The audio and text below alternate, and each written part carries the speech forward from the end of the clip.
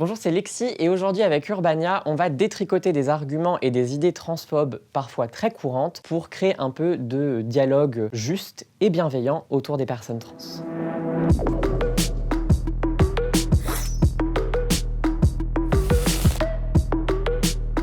Quand on nous ramène sans cesse à la chirurgie, c'est une image qui déjà est extrêmement lacunaire et qui en plus a un sous-texte très empreint d'une curiosité hyper malsaine. Parce que ce qu'on veut toujours nous dire, c'est est-ce qu'on t'a opéré des parties génitales? Dans les faits, ces chirurgies génitales, elles sont faites par une minorité de personnes trans. D'après les chiffres de la Sécurité sociale en France, c'est tous les ans un peu plus de 300 personnes. En plus, ce sont des chirurgies qui n'ont pas été pensées à la base pour les personnes trans, mais notamment, par exemple, pour les soldats mutilés au front.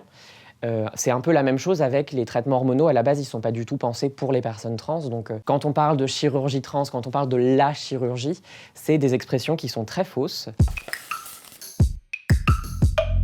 Le fait d'être trans, c'est une question d'identité.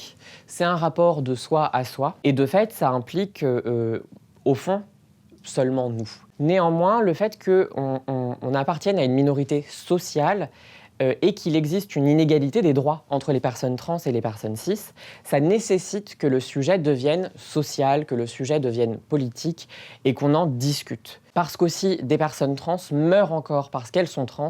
Tous les ans, c'est, encore une fois, environ 350. On ne peut pas fermer les yeux et les personnes cisgenres ne peuvent pas penser que ça ne les concerne pas. Parce que dans la majorité de ces cas, on est dans des assassinats de personnes trans par des personnes cisgenres. Donc si on veut espérer créer une égalité réelle, si on veut espérer créer un contexte social qui est bienveillant, il faut comprendre que quand on est cisgenre, on a certains privilèges et on a aussi un certain manque de connaissances qui fait qu'on perpétue des violences. Il faut en prendre conscience comme d'un échange entre des groupes sociaux. Il faut qu'on ait cette discussion ensemble, honnêtement, calmement, factuellement, pour pouvoir solutionner tout ça.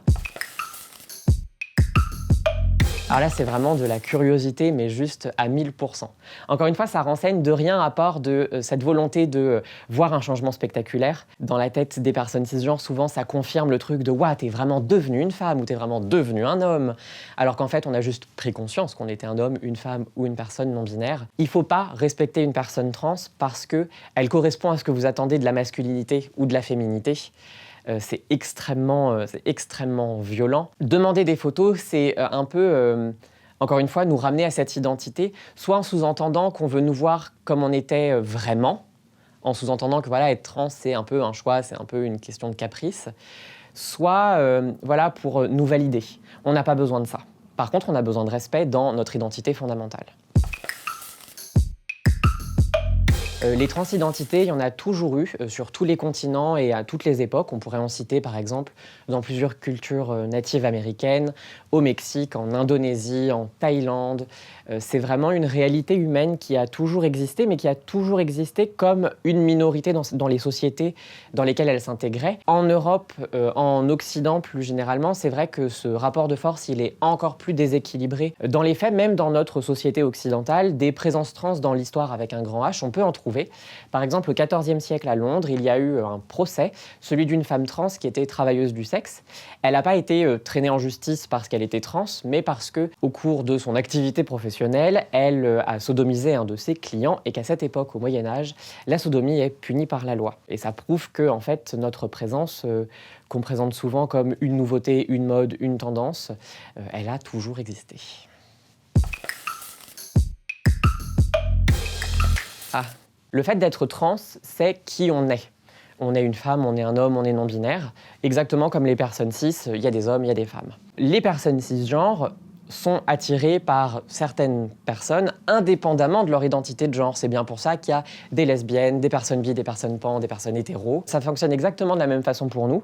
On a une identité de genre, on fait des transitions, mais ça n'a aucun rapport avec par qui on peut être attiré, parce que dans ces questions de relations romantiques, amoureuses, sexuelles, ce qui compte, c'est la personne en face. Pourquoi elle nous plaît, qui elle est, et pas qui on est nous. Par exemple, on peut avoir fait un coming out gay. La configuration sociale fait qu'on est hétéro, mais la personne qui nous attire en elle-même, elle ne change pas, et qui on est fondamentalement ne change pas. Les deux sont complètement indépendants, et il faut bien faire la distinction parce que c'est une sacrée salade de tout mélanger. Et j'imagine que dans la tête de beaucoup de personnes cisgenres, essayer de faire la distinction quand on croit que tout fonctionne ensemble, ça doit être compliqué.